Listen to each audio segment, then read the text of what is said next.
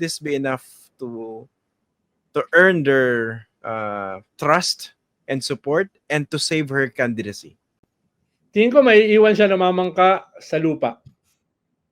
Ako din, agree ako. At actually, ang dating sa akin ng buong hearing kanina, na actually, pwede mo pa idugtong dun sa unang hearing na ginawa nila, talagang sign na of desperation eh. Di ba? Pabagsak ang numero niya, free fall, mukha talagang matatalo siya, natanggal na siya dun sa administration slate, wala pang ibang kumukuha sa kanyang ibang slate, going nowhere yung kanyang kandidatura. So ito talagang last-ditch effort na kahit pa paano may makapitan, di ba? Baka sakali makakapit ako dito at yun yung sasalba sa akin, di ba? Sa election na ito, di ba? Pero ang isang hindi ko medyo nagustuhan, madami naman ako hindi nagustuhan, yung buong nang ginawa kanina hindi ko nagustuhan eh. Pero ang isang specific na bagay na ipo-point out ko lang na hindi mo pwedeng i-dismiss na basta, di ba, politics as usual o, di ba, yun na naman itong mga to kung ano-anong kagaguhan ng mga pinagsasabi. Yung part na meron siyang binasa na ICC document, na binasa niya yung mga pangalan ng mga ICC investigators, plus yung mga ibang mga plus yung mga ibang testigo, di ba? Kasi yun talaga, ano na yun eh, publicly stating itong mga pangalang ito, especially given yung environment, di ba? May mga nagpuprotesta, may mga naghaharas, may mga nagbabanta, etc.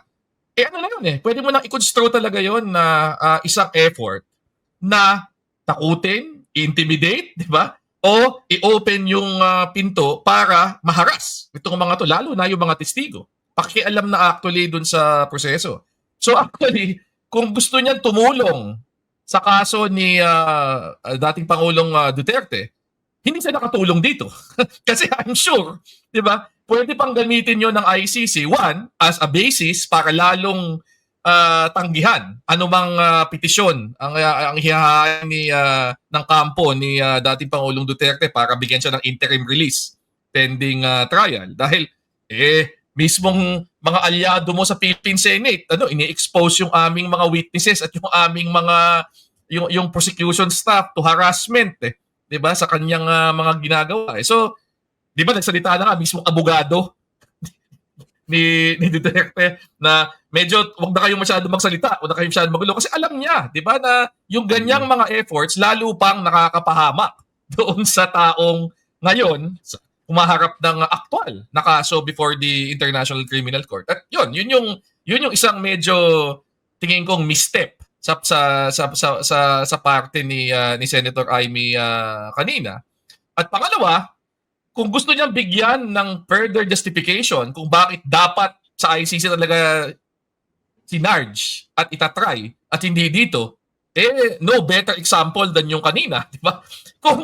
Kung sinong tao ang pwedeng magkaroon ay maaresto at pwedeng magkaroon ng 4 na senador, di ba? Magpapatawag ng hearing, mag-argue para sa kanya, di ba? In a public forum sa Senate, di ba?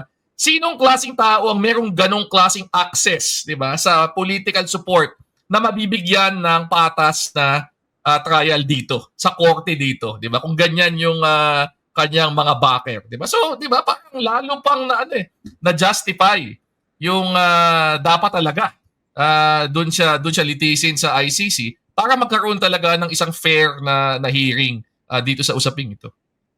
Baka naman natin Senator Eddie, isa lang sige. Hindi, public service lang sa mga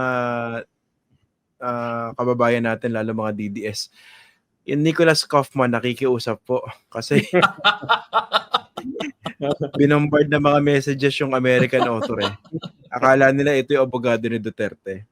Paki-check lang po yung mga kinakatok nyo na social media accounts. Anyway, Senator, go ahead. In relation sa sinabi ni Barry, baka lang kasi na masyado tayong mababaw, hindi natin naunawaan yung lalim ng layunin ni Amy. Yung sophistication niya, na talaga namang gusto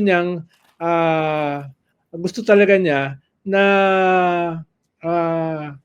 tulungan ang gobyerno na lalong maipit si Digong. No, baka kasi hindi natin naunawaan yan na talagang malalim siya. At talaga niyang gustong mag-send ng feeler sa administrasyon na tanggapin siya uli. Baka kanina kasi ang tingin natin parang ginagamit niya ito para makabalik sa mga Duterte. Pero batay nga dun sa kanyang tulong, sa ICC na lalong maidiin si Digong at lalong mag-assume ng jurisdiction, baka naman hindi natin naunawaan na Conspiracy theory na yan, ay yung surface level. Pero ang layunin talaga mas malalim, mas sophisticated, mas calculated. Thinking out of the box. Oo. Teka. Galing Baka may maniwala mga trolls sa sinasabi ko. Marami pa naman mga trolls dito na madaling mapaniwala. Correct ano po yan, sarcastic po yun, ha?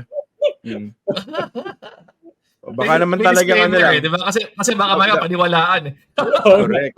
Okay, baka naman talagang kampiyon lang ng human rights itong si Senator Amy Marcos. Baka naman, di ba, may mga late discovery, late realizations na bigla akong gusto ko yapusin na mahigpit ang human rights. Diba? Ganun. Sabi nga niya kanina, kaya niya ginagawa itong hearing na ito. Kaya niya pinapatawag ang mga cabinet secretary, etc. Ay para hindi malito ang mga tao tungkol sa ano ba ang tama o mali. Yun ang sinabi niya kanina, exact words, para hindi malito ang tao kung ano ang tama at saka mali. Yun yung purpose itong hearing na ito . Yun yung hindi niya nauunawaan . Dahil lagi na lang masama si Amy, lagi na lang mali ang kanyang ginagawa, lagi na lang katulad nga ni Panelo at saka sabi ni Baste, lagi na lang siyang epal. So, dapat tignan nyo rin na baka mas may malalim siyang dahilan dito para ipaliwanag sa mga tao, sa mga Pilipino, malinaw sa kanila kung ano tama at saka mali. Tama, yung mga binabanggit niya kanina, Attorney Barry, paulit-ulit, ako'y nalilito. Diba? Yeah. Nagugulahan ako. Kaso wala dito yung cabinet Sana maliwanagan tayo. Ang tanong ng taong bayan, kung ako yung taong bayan, parang hindi ko naman tanong yun. Maliwanag naman sa akin. Oo nga. Natawa nga ako rin. Parang napaka-kanya, yung taong bayan, di ba? Oo nga. Gamit na gamit yung taong bayan Kaunti lang yung alam ko na kayang may ganong klaseng believe sa sarili para i-represent yung taong bayan. Attorney Barry, saan nahahantong to sa tingin mo itong hearing na ito? O dapat pa ba mag-third hearing? Especially, 'di ba, yung application, yung move niya to subpoena to summon these officials. I'm not sure, May lagda na ba yan ng Senate President? 'Di ba nirefer yan sa legal department? Ang huli kong narinig ay ni-refer sa legal department para for an opinion, 'di ba? Posibleng mag-issue actually ng subpoena, sa totoo lang. Posibleng mag-attend pa yung mga cabinet posibleng mag-attend pa yung mga cabinet member at posibleng habang nandun sila, tatanungin sila at in response sa specific question sila ay magsasabi ng we claim executive privilege, 'di ba? Yun lang naman ang mangyayari doon 'di ba? Pero ako patay na tong na to sabi nga ni Sen Ronald kanina at tingin ko yun ang pinaka-importanteng punto dito. Wala nang pupuntahan ito 'di ba? Itong hearing na ito. Ano pa ma-achieve nyo dito? 'Di ba? Una, hindi na naman as ipapunta ito sa isang surprising conclusion, 'di ba? Na yung committee report ay biglang magugulat na lang tayo, ito ang laman. Hindi, nilabas na kanya Meron na siya nilabas na preliminary report. Palagay ko nakasulat na yun bago pa nagsimula yung hearing, 'di ba? At yun na yun, 'di ba? Pangalawa, ano mangyayari dito? Hindi naman ito mag-result sa kahit na anong legislation. Klarong-klaro naman na hindi legislation ang habol nila dito. Wala naman ito magiging epekto doon sa pending na kaso sa Supreme Court, di ba? Much less doon sa kaso na pending sa ICC. Sa katotohanan, di ba, wala nang posible pang mangyari within Philippine jurisdiction, whether sa Senate, whether sa Supreme Court, na maibabalik pa si Rodrigo Roa Duterte unless siya ay ma-acquit o unless siya ay bigyan ng provisional release pending appeal. Both of which seem unlikely, di ba, at this point. At lalo pang lumalala dahil nga dito sa mga ganitong klaseng mga antics ng kanyang mga supporter na imbes na makatulong sa kanyang kaso, ay lalo pa siyang napapahamak. So ano na yun tama si Sen. Ronald kanina. Next phase na tayo 'di ba? Nandun na tayo sa phase ng trial 'di ba? Ano yung ipipresentang ebidensya doon? Ano yung mga kwento ng mga biktima na ilalabas? Ano yung depensa na ipuput up ni dating Pangulong Duterte? Itong buong usapan sa ano bang nangyari dun sa hulihan? Wala na yan Resolved na yan. Sinagot na yan paulit-ulit, 'di ba? So, hindi ko pa alam actually sa totoo lang kung ano pa ang pupuntahan nito. Wala na. Ano na lang talaga to? Political theater for the benefit ni Amy Marcos, 'di ba? In the vain hope na meron pa siyang makuhang somehow may mapiga pa siyang suporta para sa kanyang kandidatura dito. Pero in terms of actual concrete na magiging resulta pa, wala ka na talagang aasahan pa dito sa buong prosesong ito. At talagang aksaya na lang ito ng panahon ng Senado at increasingly ng mga tao tulad natin na kailangan panoorin. Kailangan mag-comment, no? At kailangan mag-comment. Diba? Ako lang, I beg to disagree slightly kasi ako meron talaga akong mataas na expectasyon pagkatapos nitong pangalawang hearing. Ako talaga nag-expect ako. Sana magkaroon ulit ng preliminary findings o preliminary report. Napaka-curious ko talaga. Committee report, no? Bibilib ka. Tapos may logo niya uli, no? Gustong-gusto ko talaga yun. No? Kasi nabibigla ako. Talaga yun yung findings. Ako nakakagulat Hindi naman siya telegraph. Mismo nga si Senate President Chis Escudero na hindi naman ako ganun kabilib. No? Mismo nga siya, dinidribble na niya. No? Anong sabi niya? Ay, ako ay abogado, pero hindi ako maglalabas ng aking opinion tungkol dito sa usapin ng contempt, usapin ng